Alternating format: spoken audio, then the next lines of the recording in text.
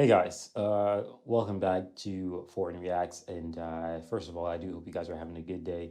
And I'd really appreciate it if you guys actually left a like on this video and actually subscribed. And if you have any suggestions, any videos that you would love to see me react to, leave those in the comment section down below. And I just want to say that this is not intentional for me to wear a Florida shirt while doing this video. This one is titled "Why I Will Never Come Back to the United States." That's a very bold and strong statement. I personally could never do that. No matter how awesome Finland is, no matter how amazing Europe, Asia, Africa, Australia, all these places, maybe even Canada, because I've never been to Canada before, but I might go there soon, right? But all these places are amazing, but I don't think I could ever actually just totally never go back to America. I really love America. There are things in America that you'll never find anywhere else, right? In my humble opinion, but everywhere has its perks and everywhere has its cons, right? So I don't know if I could ever get to a point in my life where I'm like, I'm done with America, but for sure, this is a bold statement, and I'm really ready to hear his reasons. And let's see if by the end of this video, I'll be leaning towards, okay, these are valid points why somebody should not return to the United States. But either ways, guys, we're gonna get right into this video. So like I said before, smash that like button and subscribe, and let's get right into this video, guys. This is the story of why I left the United States and why I have no intentions to live there. It's a scary decision to leave the country that you grew up in. I was lucky to be born there, but I had the choice to leave, and so I chose to go. In my search for a home, I ended up in a tiny country that I knew nothing about. I want to tell this story for anyone who doesn't feel satisfied with the place they were born in, to all the people that are curious to see more of the world. There's a world out there waiting for you, and it's full of surprises.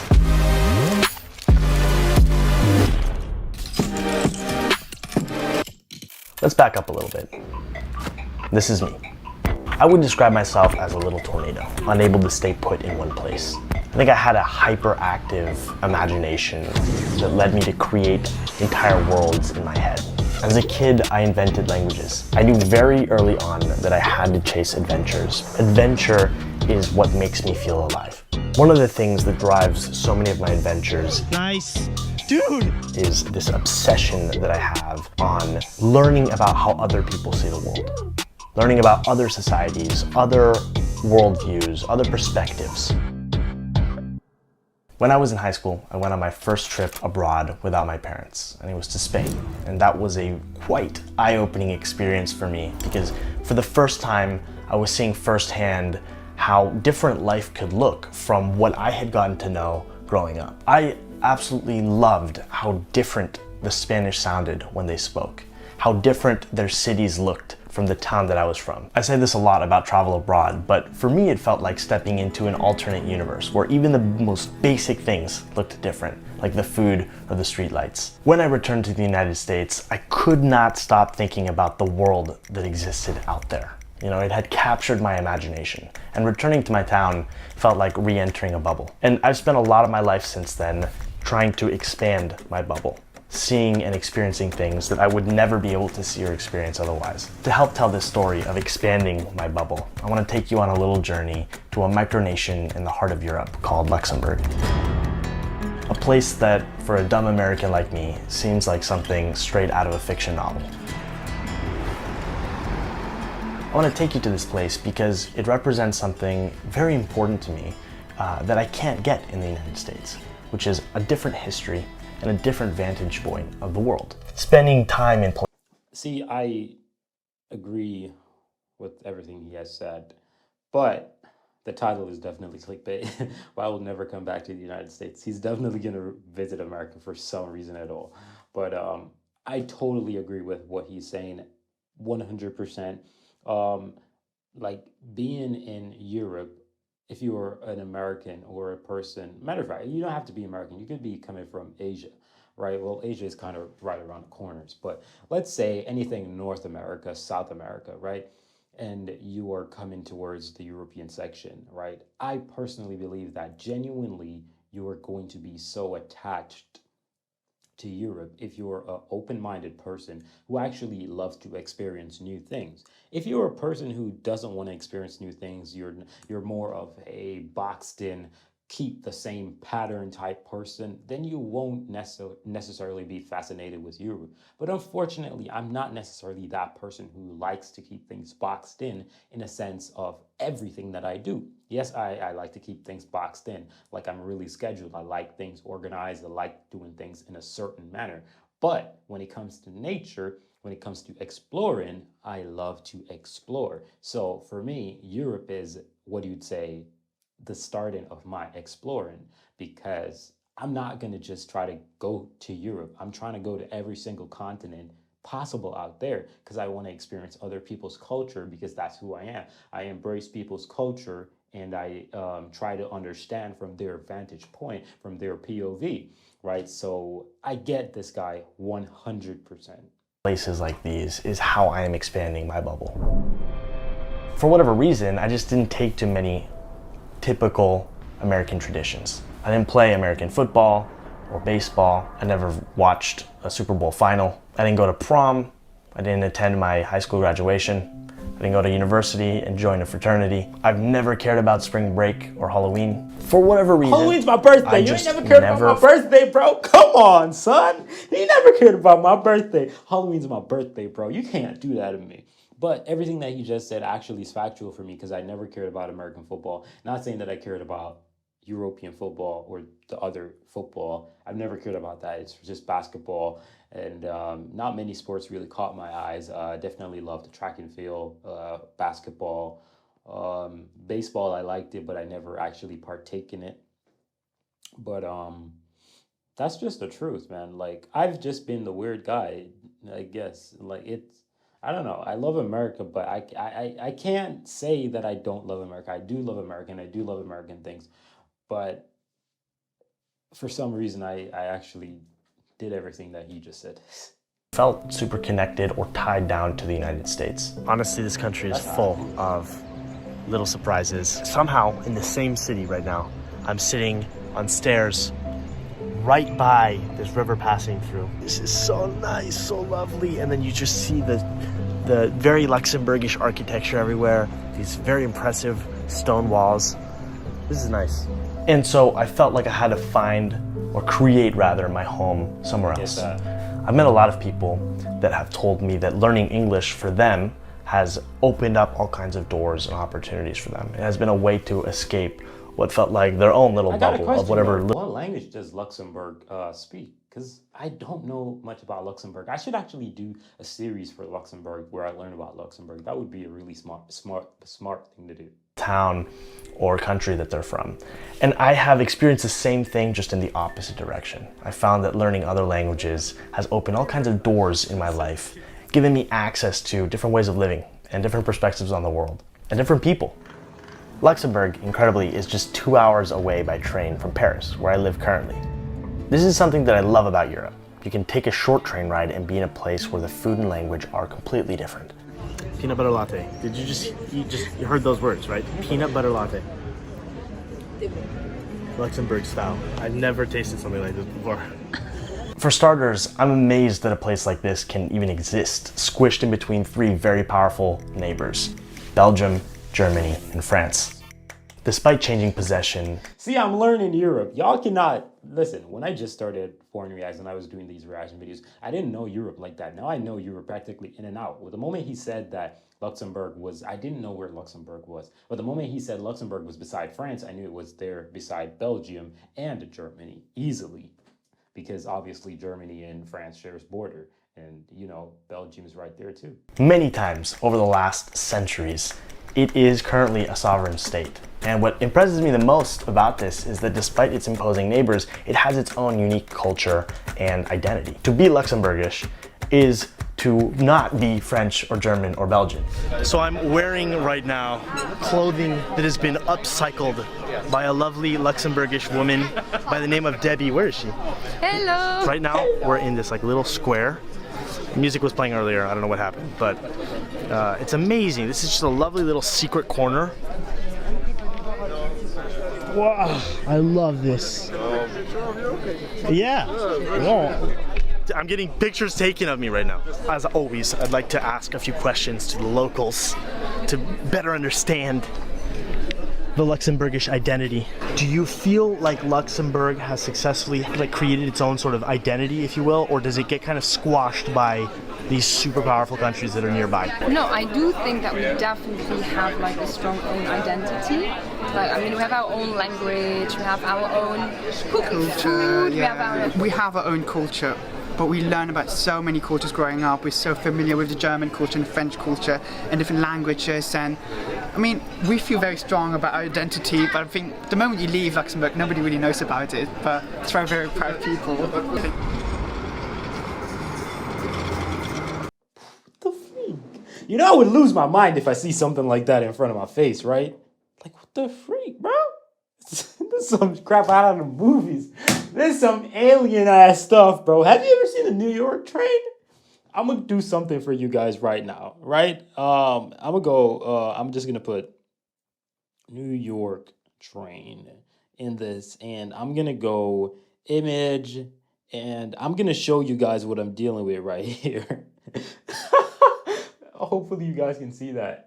Yeah, you guys see what I'm talking about? And you guys saw what I just saw. Focus on me, camera. And you guys saw what I just saw. Like, what the freak show? Oh, days.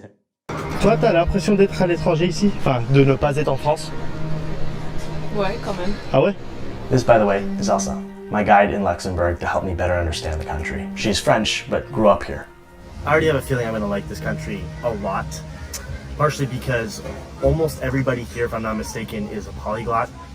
So many different languages are spoken here. 4, right? Basically English, German, French, and Luxembourgish. Can you rank them? Je crois que le français c'est la première langue. Ok, d'accord, donc plutôt français. Luxembourgeois, allemand, anglais. Okay. Is there a culture in particular that has more of an impact? Like, do you feel like it's closer to French, closer to German? It's a very interesting question because I've thought about that quite a lot. I think it used to be closer to French because our grandparents would speak more French. But I think nowadays a lot of kids feel more related to Germany because, for example, we don't have Luxembourgish TV, so a lot of people watch German TV growing up. We don't know how to write Luxembourgish. Okay, this is not the first time I've heard of this. It's like it's more of a spoken language, right? It's not taught in school. I think we have 14 years of school, and you have 1 year where you learn Luxembourgish, and the rest you just speak it. So, for example, when you go to a store, a lot of places you speak French or German, but it's most with your friends, family where you speak language. Yeah. Do you see what I mean? That's interesting. Luxembourgish. What? Impressive. I find that incredible. These people had an utterly different experience of childhood than me. People outside sometimes think that Luxembourg is just all about bags, and it's not. It's culture, music, entrepreneurs, and they need to break the stereotypes. And I try to do my part by sharing cool content about Luxembourg. Say something in Luxembourgish. Volonshame. What does that mean? Super pretty. Super pretty, volontiers. Being in a place like this, free from the pressures and expectations of the society that I grew up in, I find it liberating. I get to be an observer. I get to learn about the things that this place does well and not so well. Where are you taking me, Elsa? Whoa. No, that's a tunnel. So, before I dive into part 2 and why I may never return to the United States, I wanted to talk about the sponsor of this video, which is MusicBed.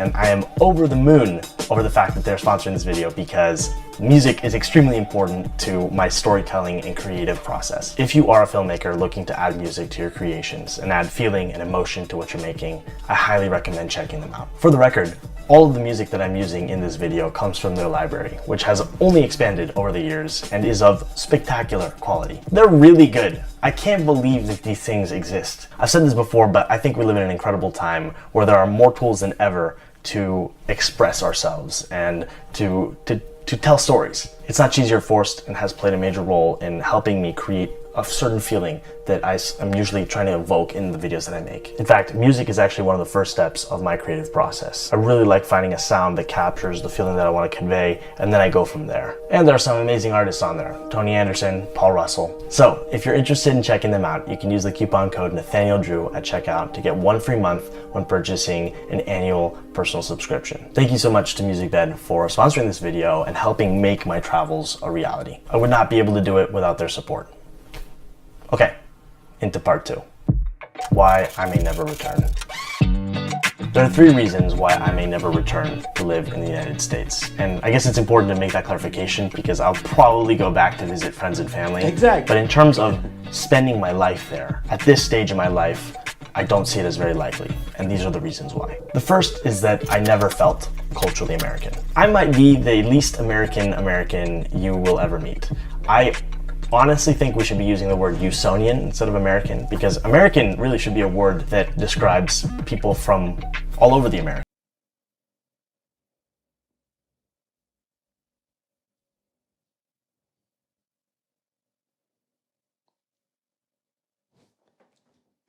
Ah, 5 different continents. How many things will this guy have? Like we blend so well. Like me and Buddy blend so well. Like my family tree spans over continents, bro. Like literally. Like when I say my family tree spans over continent, like it literally spans. I'm not the first family of my family to be in Europe. I have family in the UK, right? I have family who are Asians. Like I have a large, wide family tree. So I guess I don't know. Maybe that's probably the reason. Maybe his culture or the diversity in his history just it's awakened in his life, because that's practically with me. Like the diversity is practically awakening, and it just makes me want to go grab everything. Probably because there are so many things that are running through my bloodline. I don't even know what to say. I am liking this city more and more by the second. It's kind of weird. There's like an old part of the city, and then there's this like super futuristic stuff. Look at these buildings over here too. Just very 21st century. I've mentioned the idea of home and belonging somewhere several times already. I think it's a deep human desire and something I've felt myself longing for so long. And after a lot of looking and a lot of kind of wandering, I think is the right word to use to describe it, I think I found that place. I feel quite connected to France, and Paris in particular, and have started to create a sense of community here after meeting people and spending a lot of time here. And I feel like even if I leave for a while, I always end up wanting to return here. It's a place that I feel comfortable in. You know, I really like the lifestyle and the mindset. It's fun living here, and people eat so well, and it's so beautiful. And again, I love how a beautiful country like Luxembourg can be so nearby. I feel very lucky to be able to say those things, and I recognize that there's a level of privilege that's a part of all of this. The second reason is the freedom that I mentioned a little bit earlier on, of being able to sort of be whoever I want to be, not having that kind of pressure and expectation that I felt growing up. It's like I have a chance to start over, and I don't want to give that up. This Sunday is quite stormy, tons of rain coming down, and I'm loving it. We're playing cards here. Somebody's singing over there. I get this beautiful view, water, and it's good. I'm just chilling. Okay, new update, like, I don't know, 2 minutes later. It's like really going right now. There's rain all over. Oh my God. Okay, You got a dip. it's getting really intense. Oh my God. No, seriously, like this is out of nowhere. I can't even see anymore. We're refusing to move. We're gonna stay here. We're playing cards this Sunday. Here you go, I'm gonna distribute.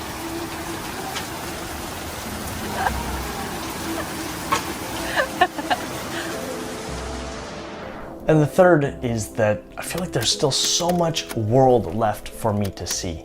And at this stage, at least in my life, I like the challenge. I've always felt like adventure has awaited me in unfamiliar places. There's something about the process of decoding and coming to understand things in a way that you had never seen them before that I'm like addicted to.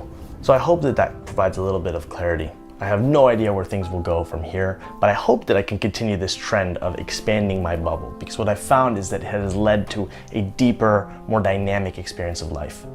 It's like I can't go in the other direction. Once you do that, you have that forever. I gave up a lot of what might be considered as traditionally successful in the pursuit of this lifestyle. And in my previous video, I think I covered a little bit the hard times, you know, on the way to getting here, where I second-guessed a lot my decisions because I wasn't sure if things were going to pan out. And I know for a fact that in the eyes of some people, I'm uneducated or irresponsible for doing things this way. And to that I say, there are many ways to get an education. And this... That's mine too. Oh my gosh, bro. Like, it would be nice to have a one-on-one convo with this dude. Like, there are many ways of getting an education, and that's his way.